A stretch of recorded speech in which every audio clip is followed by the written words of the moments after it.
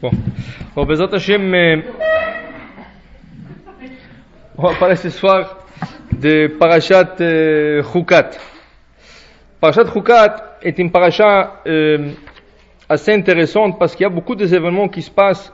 La première chose que la parasha parle, c'est le sujet d'aujourd'hui qu'on va parler, c'est la para Adouma, la vache rousse, qui est une mitzvah assez spéciale. On va en parler, Bezrat Hashem. Après, la parasha va parler aussi le décès de deux grands tzadikim, Myriam et son frère Aaron. Ils vont décéder dans la parasha cette semaine.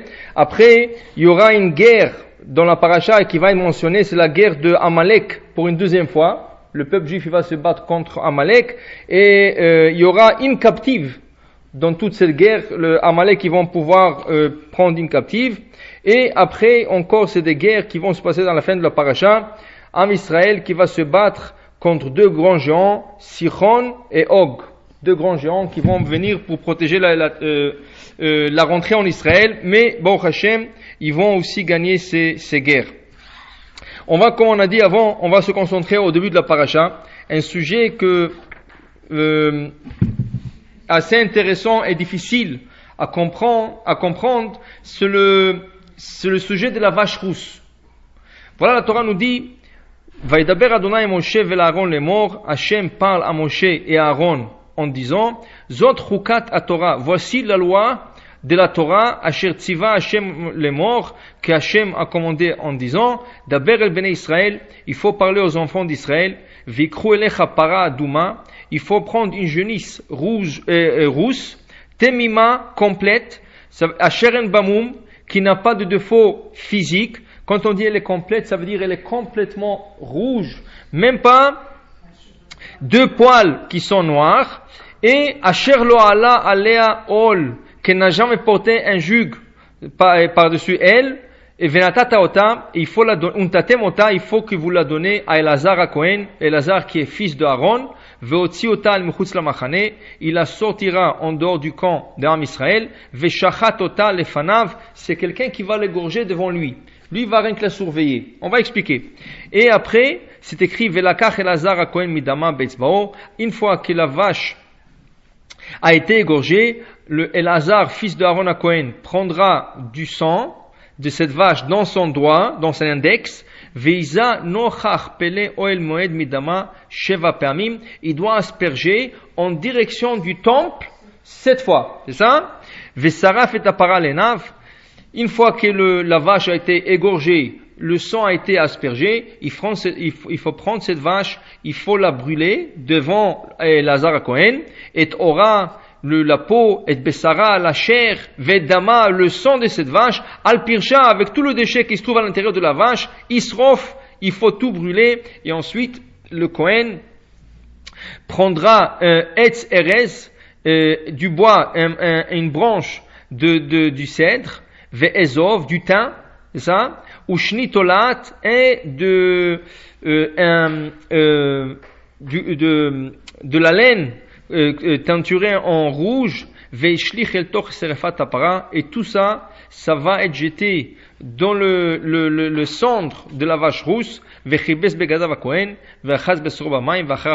Alors le Kohen maintenant est devenu impur, il doit se laver, il doit rincer ses habits et ensuite il pourra rentrer dans le camp, mais il restera impur ad ha'arev jusqu'au soir. Maintenant tout celui qui s'est occupé de la vache rousse devient impur. Celui qui l'a brûlé, il devient impur. Celui qui l'a aspergé devient impur. Mais le soir, tous, il redevient pur. Et une fois que le soleil se couchait. Et maintenant, le centre de cette vache vont nous servir à purifier tout celui qui est impur. C'est ça? C'est pour ça qu'on dit qu'aujourd'hui, qu'on n'a pas cette mitzvah. Depuis, Rashi rapporte, depuis Moshe Rabbeinu jusqu'à aujourd'hui, dans notre temps, il n'y avait que 9 vaches qui ont été trouvées comme ça. Ça veut dire des vaches rousses, complètement sans deux poils noirs et que la vache a toutes les caractéristiques que la Gemara et la Torah mentionnent. Jusqu'à date, il n'y avait que 9. La 10e, on la trouvera au temps messianique. Ça veut dire que si on trouve la 10e, ça veut dire que le Mashiach est là. Et c'est pour ça que chaque fois on trouve, et après 2 ans et demi, on trouve qu'il n'est plus kasher, parce qu'au début il est tout rousse, mais après on trouve qu'il y a 2 poils qui sont tournés noirs dans cette vache. Maintenant, le roi Salomon, cette mitzvah était une mitzvah assez spéciale. Ça veut dire que si on la trouve pas, ça veut dire que c'est un miracle pour la trouver. Et il y a beaucoup de lois dans cette mitzvah que le roi Salomon, lui qui était le sage de tout temps, voulait comprendre le sens. C'est quoi le sens? Une vache complètement rousse. Pourquoi s'il y a 2 poils? Qu'est-ce que ça change pour Akadosh Baruch Hu 2 poils rousses et noirs dans toute une vache qui est complètement rousse? En plus de ça, comment ça se fait que tout celui qui s'est occupé de cette vache devient impur? Tout le Kohanim, celui qui a égorgé, celui qui a aspergé, celui qui a brûlé, pourquoi il devient impur? Ils sont en train de s'occuper de quelque chose qui est pur. Et cette vache va servir de purifier. Comment ça se fait qu'il devient impur? En plus de ça, c'est écrit que il faut égorger cette vache en dehors du temple. Non chach peno ol moed. Ça veut dire, on se trouve en dehors du temple, mais on le gorge en direction du temple. On n'a jamais trouvé un sacrifice qui est égorgé en dehors du temple. Tout le sacrifice s'égorge à l'intérieur du temple, jamais à l'extérieur. Il y a une question, il y a certains sacrifices qu'on peut manger en dehors du temple. Kodashim Kalim, des sacrifices qui sont leur niveau de Kedusha est plus léger. Oui, ils se mangent en dehors du temple, mais à l'intérieur de la ville. Mais on n'a jamais trouvé un sacrifice qui s'égorge en dehors du temple. Ça, c'est le seul qui est comme ça. En plus de ça, c'est écrit que Veshachat total efanav. Celui qui égorge la vache rousse, il doit le faire en présence de Elazar à Cohen. Mais jamais on a trouvé que quelqu'un qui égorge une vache, est-ce qu'un shochet il a besoin d'un surveillant? On n'a jamais trouvé que quelqu'un qui égorge une vache, l'abattage, on n'a jamais trouvé un surveillant. Si tu es shochet, si tu sais comment égorger, tu n'as pas besoin de surveillant. Toi-même, tu le surveillant. Mais ici, non. Veshachat total efanav. En plus de ça, Vesaraf et tapara le enav. Et Elazar à Cohen doit être présent au moment qu'on va brûler cette vache. Mais pourquoi? Est-ce qu'on ne fait pas confiance aux Kohanim qui vont faire le travail comme il faut? Le Kohanim faisait plein de travaux. Et rien que dans ça, la Torah exige qu'on égorge devant devant le Kohen, qu'on la brûle devant le Kohen. Ça veut dire que cette mitzvah est trop complexe. Il y a beaucoup de questions et difficiles à comprendre. Alors le roi Salomon, lui, il a commencé à étudier, il a commencé à approfondir de cette mitzvah. Et pourquoi lui? Parce que lui, il était le sage de tout homme. Et maintenant, lui, il a dit que la Torah, dans le Talmud, il est rapporté, qu'est-ce qui est mieux? Un prophète ou un sage? Qui dépasse qui? Un prophète ou un sage? La Gemara dit, un sage dépasse un prophète. Ça veut dire, le sage, par son niveau, il dépasse le prophète. Pourquoi? Il est écrit, Venavi levav chokhma. Et le prophète aura le cœur du sage. Si on dit que le Navi, le prophète, aura le cœur du sage, ça veut dire que le sage c'est plus grand qu'un prophète. Alors là, le roi Salomon disait, le seul au monde qui connaissait le secret de la vache rousse, c'était Moshe Rabbeinu. C'était le seul au monde qui connaissait ce secret. Alors on a dit, mais Moshe c'est un prophète. Et le roi Salomon c'est un sage. Il était sage de tout homme. Alors on a dit, si le Moshe Rabbeinu le savait, c'est sûr que moi je le saurais. Parce que le sage est plus grand que le prophète. Mais le roi Salomon dit à la fin de ses recherches, il a dit, Amarti Erkema, je fais toutes mes recherches. J'ai essayé de trouver la logique de cette mitzvah, Urchoka imimeni, mais je trouve que cette mitzvah est trop loin de moi. Ça veut dire qu'elle est incompréhensible. Même le roi Salomon, avec toute sa sagesse, il ne pouvait pas arriver au secret de cette vache rousse. Ça veut dire tous ces mitzvot, de prendre une vache complètement rousse, de le gorger devant le Kohen, que tout celui qui est pur devient impur, tout celui qui est impur devient impur. Il a dit c'est trop loin. Il a dit je me suis même pas rapproché du secret de cette vache. C'est quoi le sens? C'est quoi l'idée de cette vache? Alors la Torah dit Daber zot chukat Torah. Ceci est une loi non explicable. Comme d'ailleurs, c'est pas la seule. Il y a des autres. Les autres, on peut encore le rapprocher au sens de la logique, qui veut dire, par exemple, il y a de ne pas manger de lait et viande. Ça aussi, c'est pas compréhensible. Pourquoi il faut pas manger le lait et la viande? Au point de vue de goût, c'est très bon. Les goïms, quand ils font leur viande, ils mettent un peu du beurre. Quand ils font leur cheeseburger, ils mettent du fromage, ça. Et on voit que c'est très bon. Mais pourquoi la Torah nous a interdit? Est-ce que c'est pas à cause du goût? C'est sûr que non. Au niveau de santé, On voit que les goïms, ils sont en bonne santé. De le matin, ils mangent leur bacon, ils mangent leur cheeseburger, ils mangent tout, ils sont en bonne santé. Alors c'est quoi le sens de ne pas manger le lait et la viande? On ne comprend pas. Ça, c'est une loi non explicable. Aujourd'hui, la science, elle vient et nous dit, ah non, écoutez, de manger le lait et la viande, c'est pas bon pour la santé. Ça, c'est la science. Ça veut dire, on parle au niveau de goïms, au niveau de non-juifs.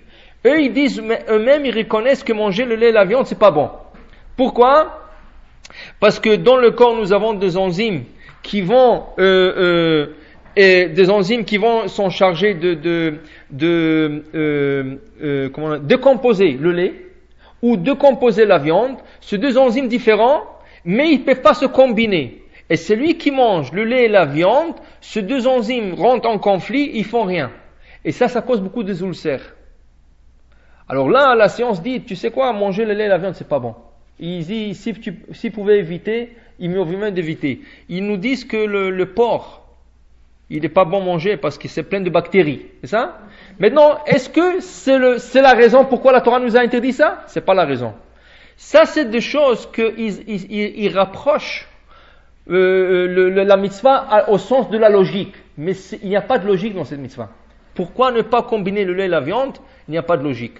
Pourquoi ne pas porter un habit qui contient un mélange de laine et du lin? Il n'y a pas de sens, il n'y a pas de logique. La Torah nous a interdit.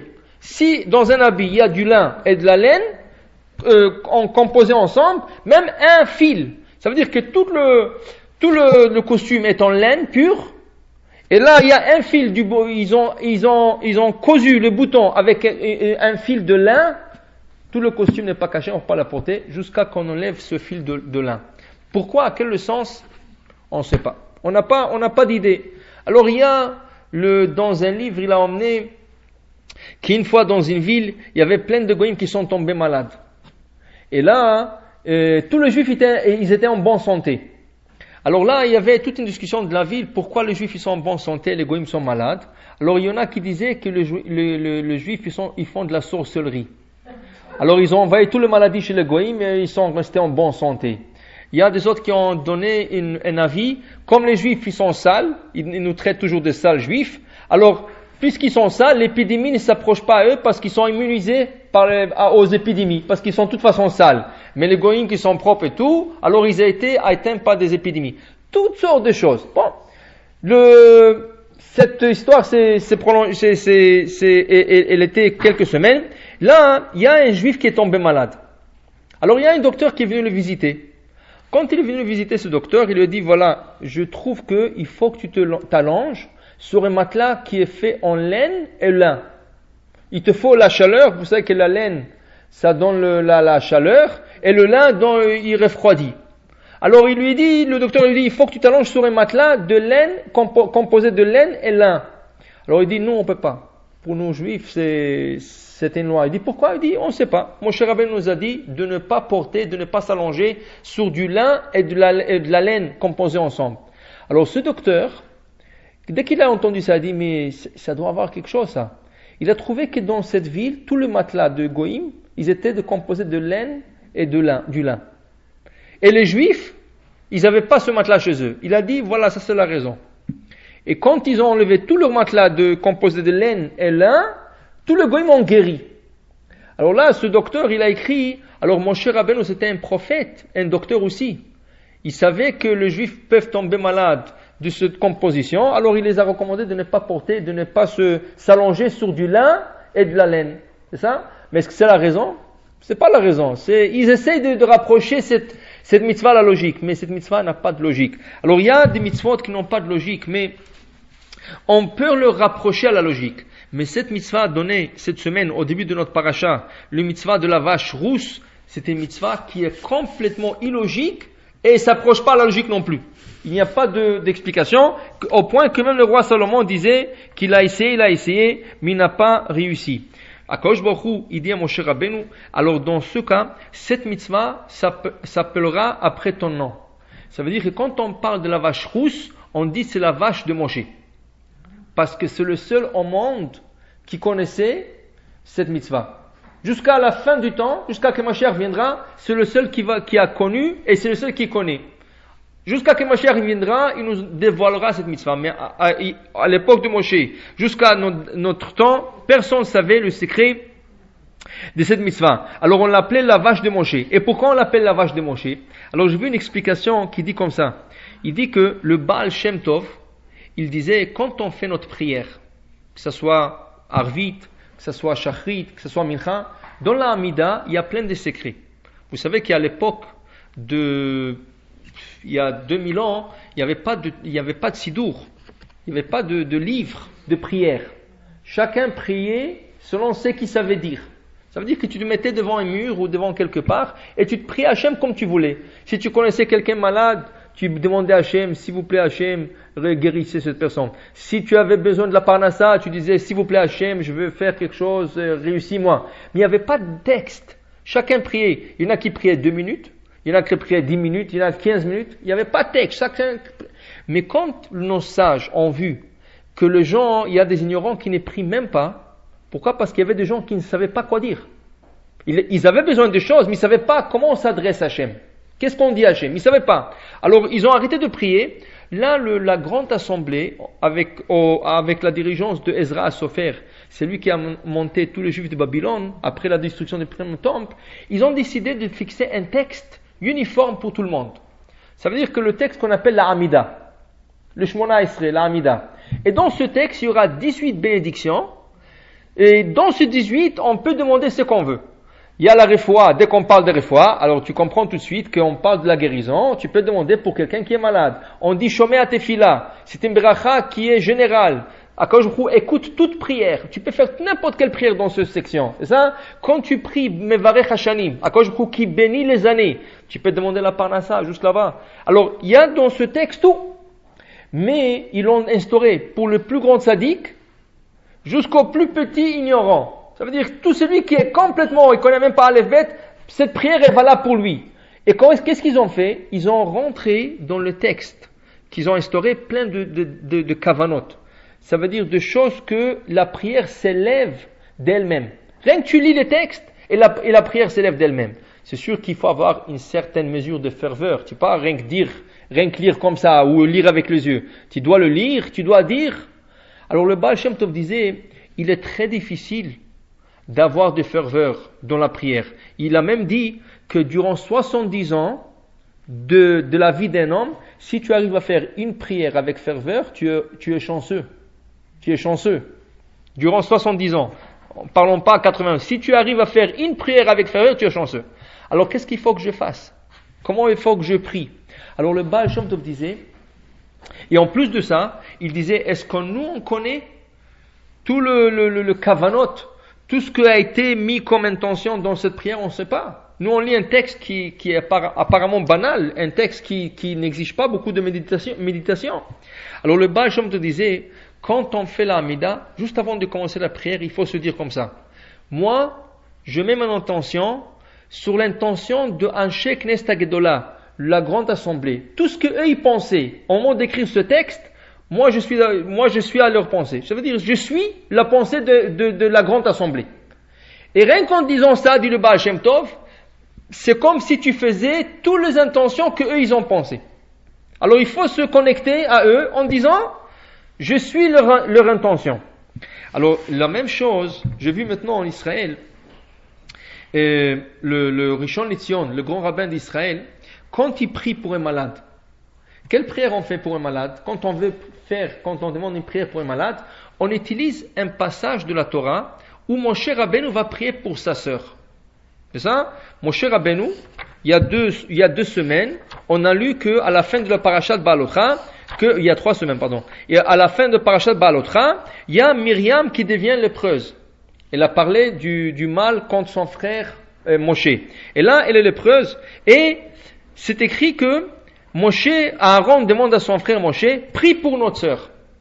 Qu'est-ce qu'il fait Moshe? Il dit, si je me mets à prier maintenant, qu'est-ce qu'ils vont dire le peuple juif? Ils vont dire, regarde, pour sa sœur, il prend le temps pour faire Miché Bérard, pour faire des prières pour elle. Et quand nous on a besoin, il n'a pas prié pour nous, ou il ne prie pas assez pour nous. Il a fait la plus courte prière qui existe dans la Torah. C'est la plus courte prière qui existe dans la Torah. Qu'est-ce qu'il a dit? Il a dit, voilà un verset, El na refa na la. 5 mots. Elna refana la. S'il vous plaît, Hachem, guéris ma soeur. C'est tout. Guéris-la. C'est tout. C'est la plus courte prière qu'il y a dans la Torah. Mais il y a tellement de secrets dans cette prière qui contient que 5 mots que Myriam a guéri. Et n'importe lequel peut guérir avec cette prière. C'est pour ça que quand on prie pour quelqu'un pour guérir, on dit Elna refana la, si c'est une femme, ou si c'est un homme, on dit Elna refana lo. C'est ça? Si c'est un homme, on dit lo.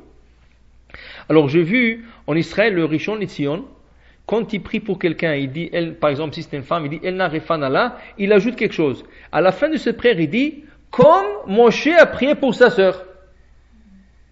Qui veut dire quoi? Nous on ne connaît pas le sens et les intentions qu'il faut faire dans cette prière. Alors qu'est-ce qu'on dit? On prie cette prière, mais on demande à Hachem que tout ce que Moshe a prié pour sa sœur et ça a marché, nous aussi on prie avec la même intention. Comme le Baal Shem Tov disait pour l'Amida.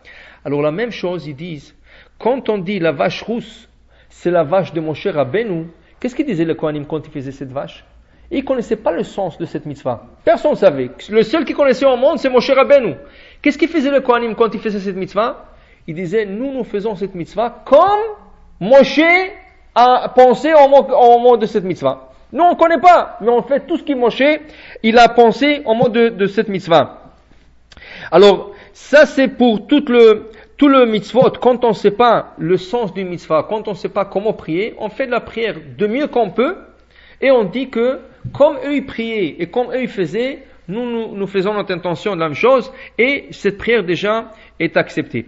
Mais, il se reste que cette mitzvah de la vache rousse, c'est une mitzvah qui est non compréhensible, c'est une mitzvah qui n'est pas logique, et elle vient nous enseigner quelque chose. Qui est quoi? Elle vient nous enseigner que dans la Torah, il ne faut jamais chercher de la logique. Des fois, on veut savoir, il y a des gens qui cherchent toujours la logique. Il y a des gens qui te disent, écoute, moi je ne peux pas faire une mitzvah si je ne comprends pas qu'est-ce que je fais. Il y a des gens qui disent comme ça. Moi, si je ne comprends pas, je ne peux pas faire. Explique-moi le sens de cette mitzvah, je vais la faire. Mais c'est faux. Pourquoi c'est faux? Dans la Torah, il ne faut jamais chercher une explication. D'ailleurs, quand on était devant le Sinaï, qu'est-ce qu'on a dit? Naase, venishma, on applique d'abord. Après, on va écouter. Que ça veut dire après? S'il y a une explication, on va l'écouter. S'il n'y a pas, il n'y a pas. D'abord, on a fait. Alors, il ne faut pas dire, ça veut dire que pour nous, c'est un enseignement pour nous, il ne faut jamais dire, je vais écouter, je vais comprendre. Il n'y a pas comprendre. Dans la Torah, tu fais.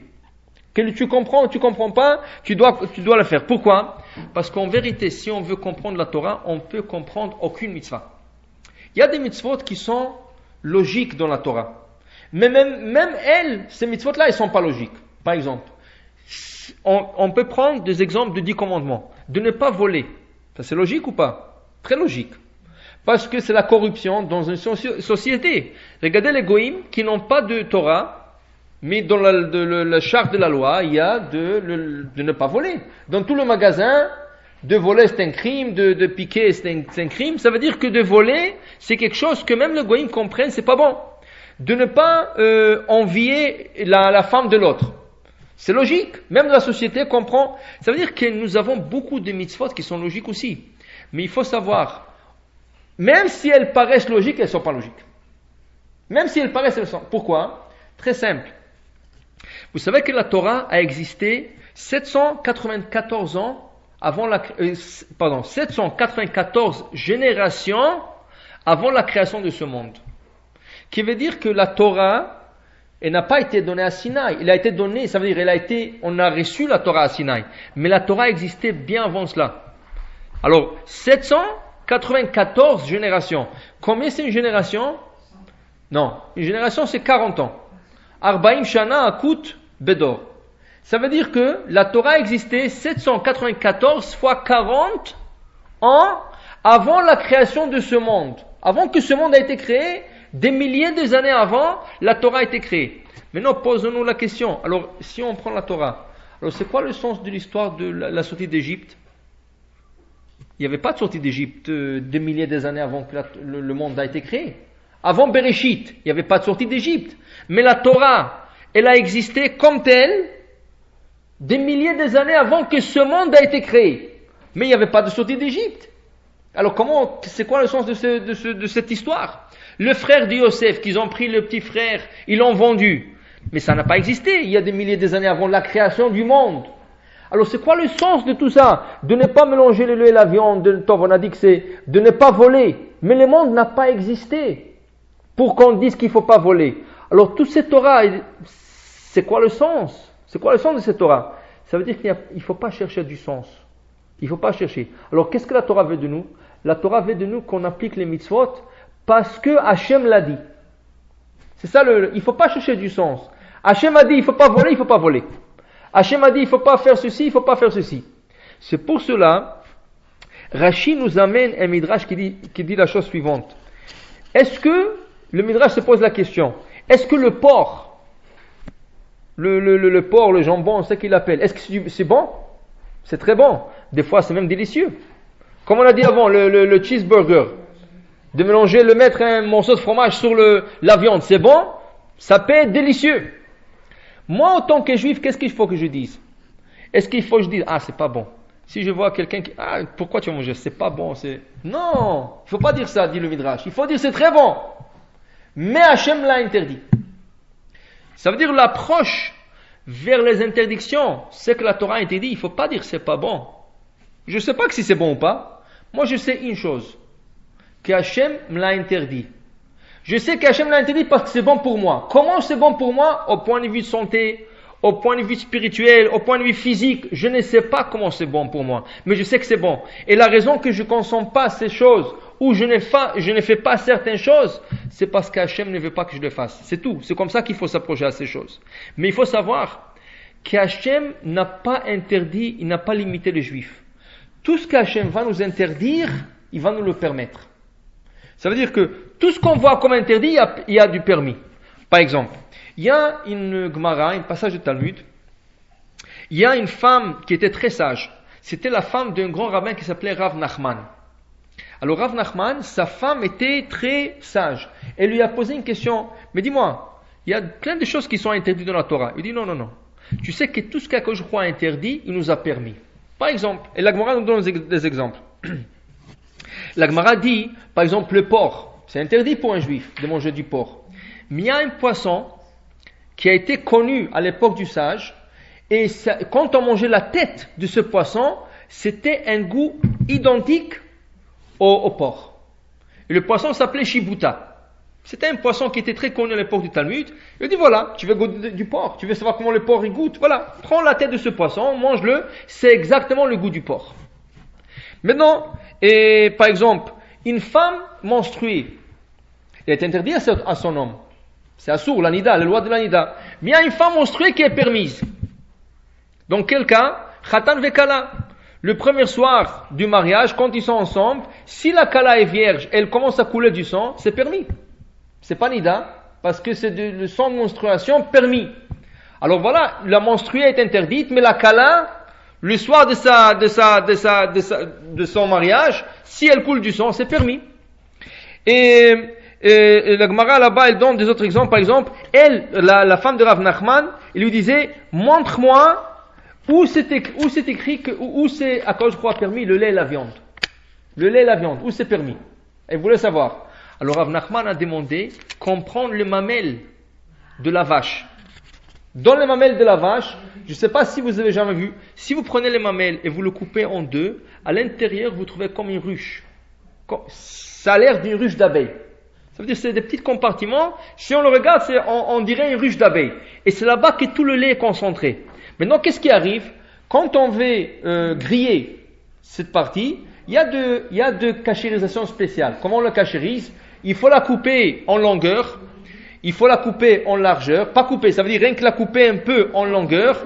Ensuite, on la coupe en largeur. Il faut la jeter contre un mur, cette partie. Et à l'impact que ça fait sortir tout le lait de ces petits compartiments. C'est ça? Maintenant, est-ce que tout le lait il sort? Non. Il y a toujours un peu du goût de lait qui reste. Maintenant, quand vous grillez ce morceau de viande, le mamelle, vous goûtez le goût du lait et viande. Comment? C'est ça, il faut le griller à part.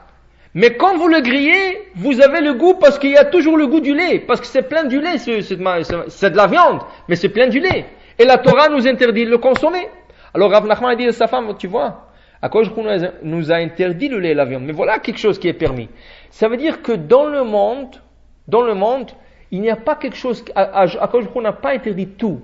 Tout ce qu'il a interdit, il nous a permis. Par exemple, le sang, c'est interdit. Mais le foie, c'est ça, c'est complètement permis. Et le foie, c'est quoi? C'est 100% du sang. Le foie, c'est 100% du sang. Alors ça veut dire qu'Akadosh Baruch Hu nous a interdit de manger du sang, mais d'autre part, il nous a permis le foie. Alors, quel est le sens? Pourquoi Akadosh Baruch Hu doit faire cette balance? Il nous permet le foie, il nous interdit le sang. Il nous permet il nous interdit le lait, la viande, il nous permet les mamelles.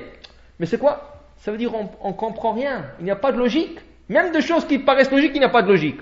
Alors pourquoi on fait ces mitzvot?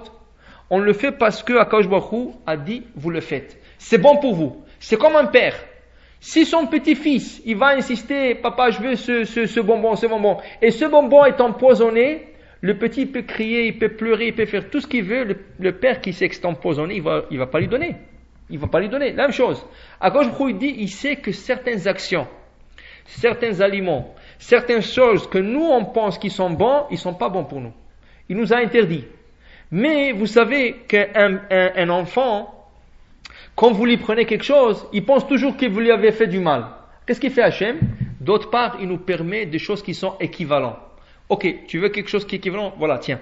Ça c'est équivalent, c'est pour te calmer, mais la raison que je t'ai interdit les autres choses, c'est pour ton bien. Maintenant, tu cherches du sang, je ne peux pas te le dire.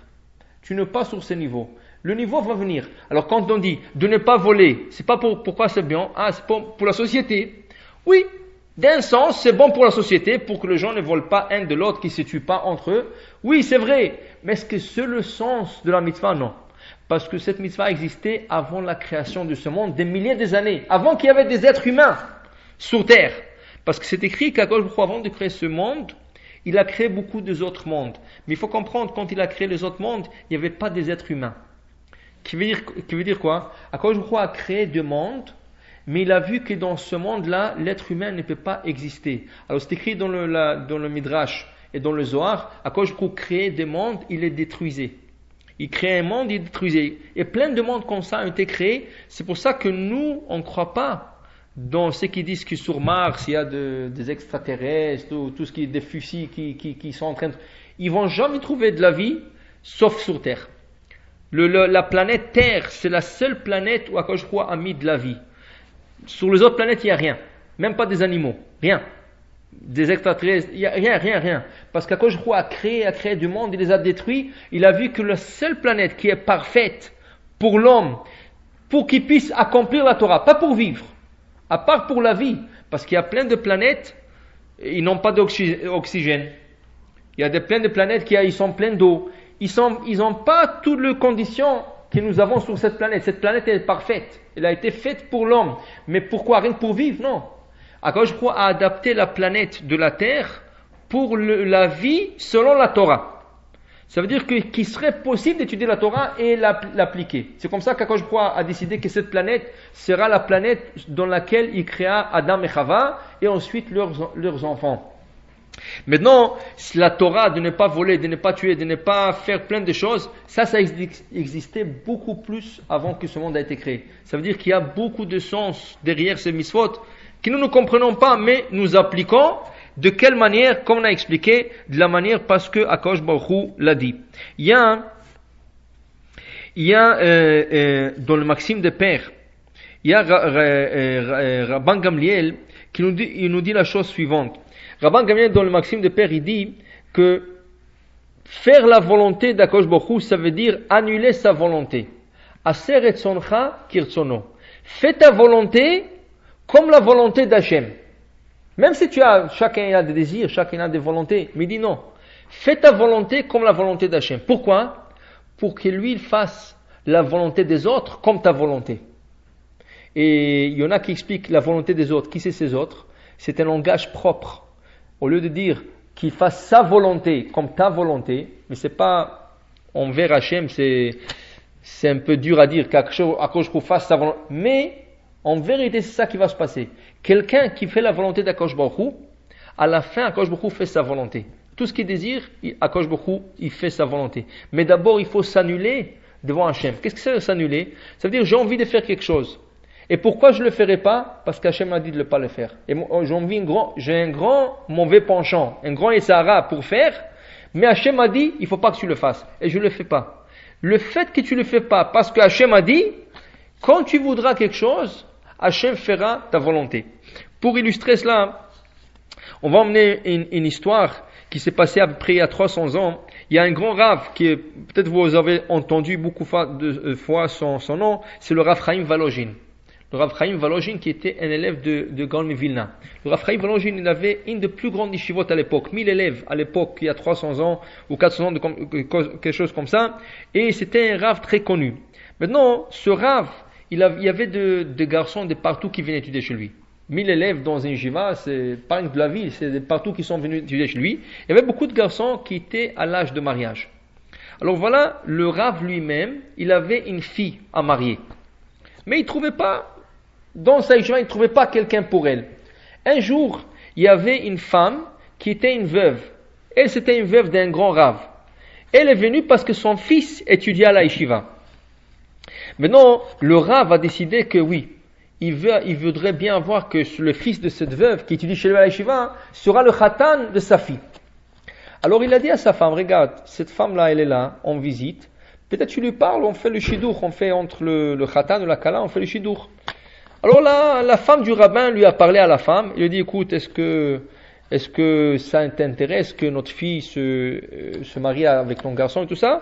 Et l'autre a été très, très dur et très sec. Elle a dit, non, il n'y a pas de question, moi je veux pas de votre fille, pour le moment je veux pas que mon fils se marie et tout ça. Elle était très sec à ce sujet. Quand la femme est revenue chez le rabbin, elle dit, regarde, qu'est-ce qu'elle m'a dit? Elle a dit, alors, ça veut dire que du ciel, on ne veut pas qu'ils se marient les deux. Parce que s'il était très ferme, elle a dit d'aucune manière, et qui c'est qui ne voulait pas se marier à l'époque avec la fille de ce Rav? Il y a plein de Bachoum qui cherchaient ça. Bon, il a dit, s'il est très sûr d'elle-même et tout, ça veut dire que du ciel, on ne veut pas. Donc, quelques mois plus tard, la femme du rabbin a dû voyager quelque part. Et le rabbin a dit, tiens, là où tu vas voyager, c'est la ville où elle habite cette veuve. Rentre chez elle et demande-lui encore, est-ce qu'elle est prête que son fils marie notre fille? Elle dit, mon mari, tu as vu la dernière fois comment elle nous a traités, comment elle était très ferme dans sa décision, c'est pas de la peine. Il dit, non, cette fois, je te garantis, ils vont se marier. Il dit, comment tu es sûr de toi? Qu'est-ce que ça veut dire ça? Il dit, écoute, la dernière fois, quand tu ne voulais pas, qu'est-ce que je te dis? Ça veut dire que du ciel, ils veulent pas. Je me suis soumis à Kadosh Baruch Hu. Je dis, Hachem, si tu veux pas, je pousse pas trop. Si Hachem tu veux pas, je pousse pas trop. Mais après je réfléchis. Mais qui c'est qui me dit que c'est du ciel qu'on veut pas? Peut-être c'est elle qui veut pas. Et du ciel on veut. Mais le fait que ma première réflexion c'était peut-être du ciel on veut pas et je laissais faire, ça veut dire que je me suis soumis à Hachem. J'ai fait la volonté d'Hachem. Maintenant que j'ai fait la volonté d'Hachem, je sais qu'Hachem va faire ma volonté. Et c'était exactement comme ça. Quand elle est partie lui parler, cette fois, tout de suite elle a accepté. Qui veut dire que dans la vie, quand on voit qu'il y a des choses qui ne marchent pas, et on dit, alors peut-être Hachem ne veut pas. Ça ne veut pas dire qu'une deuxième fois, ça ne va pas marcher. Une fois qu'on a, pour première réflexion, en disant, Hachem ne veut pas, on se soumet déjà à Hachem. Une fois que tu te soumets à Hachem, tu peux essayer plus tard. Mais il ne faut pas jouer, il ne faut pas se dire, je vais dire comme ça pour que Hachem dise comme ça. Non, il ne faut pas le dire. Il faut le dire sincèrement. Ça veut dire Hachem ne veut pas, Hachem ne veut pas. Et quand l'occasion se présente une deuxième fois, là il faut essayer, et là c'est presque garanti que si tu te vraiment soumis à Hachem, Hachem va soumettre sa volonté, entre guillemets, pour la faire comme la tienne. Et tout ça pourquoi? C'est l'idée de mitzvot. Dans le mitzvot, quand on fait une mitzvah, on l'a fait parce que Hachem l'a dit. Quand on s'abstient de faire un péché ou quelque chose qui est contre la Torah, pourquoi on s'abstient? Parce qu'Hachem l'a dit. Et c'est comme ça qu'on doit mener notre vie. Tout ce qu'il dit Hachem, alors regardez, si par exemple, il y a beaucoup de gens que ils disent, il y a on va prendre exemple le président du Mexique. Je ne sais pas combien il a là-bas, 18 millions d'habitants, quelque chose comme ça. Imaginez-vous qu'il dit un jour, j'ai besoin de 4 assistants. Et parmi 18 millions de personnes, je vais choisir 4. Alors tout le pays vient, et lui il dit, ok, toi et toi. Les 4, ils vont être jusqu'au ciel. Et qu'est-ce qu'il doit faire toute la journée? lui apporter un verre d'eau, de lui dégraisser les habits, tout ça, mais pour eux c'est un kavod. Ils ont été choisis parmi 18 millions de personnes. Eux, ils ont été choisis. Quel kavod, quel honneur c'est pour eux. La même chose, on dit chaque matin Asher Bachar Banu, Mikol Amim. Quel honneur nous avons qu'Hachem nous a choisis parmi 70 nations. Il y a 70 nations. Il y a des nations qui contiennent des millions de personnes, et 70 ensemble, combien de millions il y a dans le monde, et Hachem, qu'est-ce qu'il fait? Bachar Banu. Il nous a choisis à nous. Combien contents nous devrons être le matin quand nous devons appliquer la Torah? Si Hachem dit ça, il faut faire ça, il faut faire la prière, il faut que je fasse la prière. Si Hachem nous dit ça c'est interdit de faire, ça c'est interdit de faire. Tout ça pourquoi? Pour faire la volonté d'Hachem. Mais il faut savoir, une fois que tu as fait la volonté d'Hachem, c'est presque garanti. Batel retzoncha mipnei retzono. Fais ta volonté comme la volonté d'Hachem. Shivatel retzon acherim, parce que la volonté des autres aussi sera soumise à toi. Le Barthénoura, un des commentateurs de la Mishnah, il dit qu'est-ce que c'est et pour qu'il annule la volonté des autres devant toi, il dit tout celui qui a des ennemis, c'est une garantie, si il se soumet à Kadosh Baruch Hu, tous ses ennemis tombent. Dans le Talmud, il y a une histoire d'un rabbin qui a quelqu'un, il s'appelait Gneva, et ce Gneva le taquinait toujours il est taquiné. Ce rabbin, il a écrit une lettre à un autre rabbin, il lui dit écoute, moi je sais quelque chose de mauvais que cet homme a fait. Est-ce que j'ai le droit de le délater auprès du gouvernement? Pourquoi moi il le rentre en prison et il me laisse tranquille? Le rabbin lui dit non. Toi tu n'as pas le droit de le faire. Tout ce que tu as le droit de faire c'est de prier. Il faut que tu te lèves tôt le matin, tu vas à la prière, tu étudies ta Torah et laisse Hachem s'occuper de lui. Donc, il lui a écrit une deuxième lettre. Il n'arrête pas de me taquiner, il n'arrête pas de me déranger. Est-ce que quand même j'ai le droit? Il dit non, fais ce que je te dis. Alors il a suivi. Et la Gemara dit, pas longtemps après, ce Gneva, il a été attrapé. Il a fait quelque chose de mauvais. Le gouvernement l'a attrapé et à la fin ils l'ont tué même. Alors l'autre il a dit, tu vois, tu n'avais pas à te salir d'aller délater, parce que c'est interdit de délater quelqu'un. Dans la prière de Shemona Esrei, c'est écrit de la minim va la malchinim al titikva. Tout celui qui délate un juif, tout celui qui livre un juif entre les mains, c'est assou. Il n'y a pas d'espoir pour lui. Il n'y a pas d'espoir. Alors, il lui dit, comment tu peux gagner? La seule chose, le Barthénoura a dit, la seule manière tu peux surmonter tes ennemis, c'est de faire la volonté d'Hachem. Toi, tu fais ta prière, tu fais tout ce qu'il faut. Il ne faut même pas que tu pries pour lui. Il ne faut pas prier que Hachem lui fasse quelque chose de mauvais. Tu fais Torah, tu fais mitzvot, tu fais tes prières, et tu es garanti de sauver de tes ennemis. Et c'est ça que la Mishnah veut dire. Et il va annuler la volonté des autres devant toi. Qui c'est ces autres? C'est tes ennemis. Ou ils peuvent tourner, être ton ami.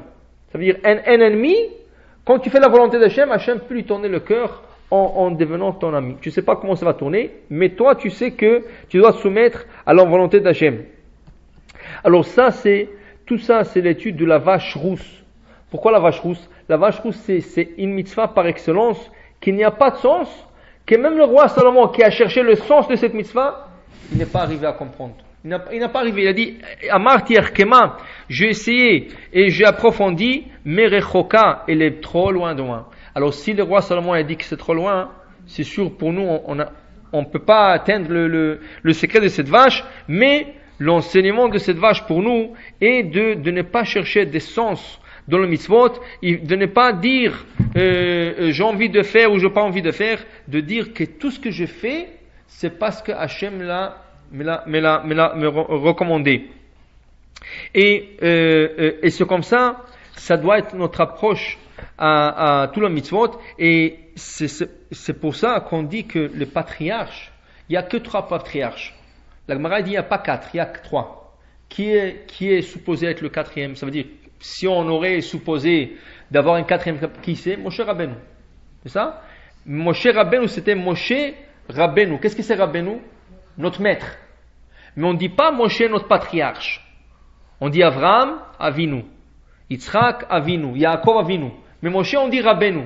C'est notre maître, ce n'est pas notre patriarche. La Gemara dit En Avot El Ashlosha. Il n'y a que 3 patriarches, il n'y a pas de plus que ça. Et pourquoi Moshe ne rentre pas dans cette catégorie de 4 patriarches? Il y a le roi David. Le roi David a prié que lui, il fera partie de patriarche. De quel sens? Il y a ce qu'on appelle dans le ciel, il y a ce qu'on appelle le chariot céleste. Dans un chariot, dans un wagon, un chariot, il y a 4 roues. On dit que le patriarche, chacun d'eux était comme une roue au chariot céleste. Mais il manque une 4e. Alors il y a le roi David qui a prié à Hachem qui lui devient le 4e roue du chariot céleste. À la fin, il a réussi. Il a passé une dure épreuve. Hachem lui a dit, tu sais que le patriarche, Abraham, Yitzhak et Yaakov, ils sont devenus des patriarches par des épreuves qu'ils ont passées dans leur vie. Abraham, on lui a pris sa femme 2 fois. Abraham, quand il a déménagé en Israël, il y avait de la famine. Abraham, il a passé 10 épreuves dans sa vie. La 10e, c'est la plus dure, de prendre son fils et de l'égorger. Il a passé beaucoup dans sa vie, Abraham. Yitzhak aussi, il a passé beaucoup. Rien que de mettre le coup, à l'âge de 37 ans, sur l'autel, de dire à son père, papa, tu fais ce que tu veux avec moi, si c'est la volonté d'Hachem, c'était une grande épreuve, ça. Alors il a passé une grande épreuve. Yaakov, toute sa vie c'était des épreuves. Son frère qui voulait le tuer, on l'a roulé, on lui a donné une femme, on lui a donné une 2e femme. Son frère qui revient pour le tuer, sa fille qui a été violée, son fils qui a été vendu. C'est beaucoup d'épreuves. Hachem il a dit au roi David, tu peux pas, tout ce qu'eux ils ont fait, tu n'arrives pas à leur niveau. Alors il dit à Hachem, alors donne-moi une épreuve. Et Hachem a dit, non, il faut jamais demander à Hachem une épreuve. D'ailleurs, dans les bénédictions du matin, quand nous faisons Birkot HaShachar, c'est écrit Ve'al tevi'enu lidei nisayon. Hachem ne met pas une épreuve devant moi, parce que je ne sais pas comment je sortirai de cette épreuve. On demande à Hachem, je veux aucune épreuve, malgré que tout celui qui passe une épreuve, il a un niveau plus haut dans le spirituel. Et en hébreu, le mot épreuve, c'est nisayon. Mais le mot nisayon, nes, le mot nes en hébreu, c'est comme un bâton. C'est un bâton qui est très haut. Qui veut dire qu'une fois que tu as passé le nisayon, tu te trouves sur un bâton qui est trop haut. Ça veut dire un niveau plus haut qu'avant. Mais qui sait qu'ici on peut passer l'épreuve? On ne sait pas. Alors on ne demande pas d'épreuve. Mais le roi David, il a insisté de devenir la 4e roue du chariot céleste et on lui a donné une épreuve. À son niveau à lui, il n'a pas passé l'épreuve. À son niveau à lui. Qui veut dire que c'était l'épreuve de la femme. La femme Bathsheba. Il a vu la femme et il a envoyé son mari offrant de la guerre et quand il est mort, il a pris cette femme. Maintenant, la Gemara dit, tout celui qui est David, il a fauté, il se trompe. Il n'a pas fauté. Toute cette histoire de la femme, d'abord c'était sa femme à lui. Cette femme, elle lui a été destinée. Seulement, elle a été prise de lui, elle a été donnée à cet homme qui s'appelait Uriah Hiti. Cette femme-là, son mari lui a écrit un guet avant d'aller en guerre. Parce que tous les soldats de David donnaient un guet à leur femme. Ça veut dire qu'elle n'était pas mariée, cette femme. Elle était déjà divorcée. La Gemara donne plein de raisons comme quoi David n'a pas fauté. Mais ça a l'air, quand il y a des ignorants qui lisent cette histoire, ils disent, il a envoyé son mari offrant pour le tuer, pour prendre sa femme. Ça veut dire, sur son niveau à lui, on n'aurait pas attendu de lui que ça se passe de telle manière. Mais il serait que, il n'est pas considéré comme une faute, et il a joint, il est arrivé à la fin de devenir le 4e roue du chariot céleste. Mais, mon cher Rabbeinu, on ne l'a pas compté à la fin comme un des patriarches. Un des patriarches, on n'a pas compté. En avot et la shlosha. Il n'y a que 3 patriarches. Pourquoi? Parce que les patriarches, Abraham, Yitzhak et Yaakov, ils sont tellement perfectionnés qu'on dit qu'ils n'avaient pas de volonté. Ça veut dire ils ne se contrôlaient plus. Ils ne se contrôlaient plus. Leur volonté, c'était qu'est-ce que Hachem dit. Pour vous donner un exemple, Abraham Avinu, vous connaissez l'histoire qu'il s'est circoncis, et le troisième jour de sa circoncision, il se met au seuil de la tente, en train d'attendre des invités. Maintenant, qu'est-ce qui arrive? Il voit 3 hommes qui croient que c'est des Arabes, et il dit, tiens, des invités. Il se lève, Vayaros likratam, il court envers eux. Le Ramban, le Nachmani, pose une question. Comment il a pu courir 3e jour de sa Brit Mila? Le jour le plus douloureux pour quelqu'un qui passe une circoncision, c'est le 3e jour. Et ne parlons pas d'un homme qui a 100 ans. Et il commence à courir. Bon, on peut dire, il se leva et il se dirigera vers le sésame. Mais non, Vayarots, il courra. Comment tu peux courir? Dit le Rambam, parce que le Ramban, le Nachmani, il a perdu le sens des organes dans son corps. Il n'avait pas de sens. Ça veut dire qu'il n'avait pas de sensation. Ses organes couraient vers le mitzvot. C'est pas dans un homme normal, qu'est-ce qui se passe? Tu penses sur quelque chose dans ton cœur. Cette pensée, elle est transmise au cerveau. Et le cerveau transmet aux organes qui doivent exécuter l'action. Si c'est les mains, il va envoyer un message aux mains, voilà, faites ça. Si c'est le pied. Le patriarche n'avait plus de sens, ça veut dire qu'il ne pensait plus. Leurs organes faisaient tout automatiquement, tout seuls. Alors c'est pour ça que Yitzhak, il va se mettre sur l'autel, il va dire à son père, tu fais qu'est-ce que tu veux. Il va même pas avoir peur, au contraire, qu'est-ce qu'il dit à son père? Papa, il faut que tu m'attaches. Il dit à son père, parce que j'ai peur de bouger, et Chaz Shalom, la shechita va mal sortir, tu vas mal égorger. Il faut que tu m'attaches pour que je bouge pas. Et Yaakov, et comment ils sont arrivés à se perfectionner qu'ils n'avaient plus de volonté. C'est pour ça qu'on dit que les tzadikim n'ont plus de libre arbitre. C'est quoi le libre arbitre? Libre arbitre, c'est quand j'ai le bien et le mal devant moi, je choisis. C'est moi qui choisis maintenant. Je vais faire du bien, je vais faire du bien. Je vais faire du mal, je peux faire du mal. Mais le tzadik, il n'a plus de libre arbitre. Pourquoi? Parce que celui qui s'est perfectionné, il veut faire que du bien. Celui qui fait que du bien, il n'a pas de libre arbitre. Parce que libre arbitre, c'est quand tu peux faire du mal et tu ne fais pas. Mais si tu ne fais même pas du mal, ça veut dire que tu n'arrives même pas à faire du mal, tu n'as plus libre arbitre. Et c'est ça les patriarches. Avraham, Yitzhak et Yaakov, ils n'avaient plus de libre arbitre. Ils sont tellement perfectionnés que leurs organes faisaient que la volonté d'Hachem. C'est pour ça qu'on dit qu'Avraham, il accomplissait toute la Torah de A à Z avant qu'elle soit donnée. Mais comment c'est possible? Comment il a su la Torah et comment il a... Alors on dit que ses organes à lui, il y avait 2 reins.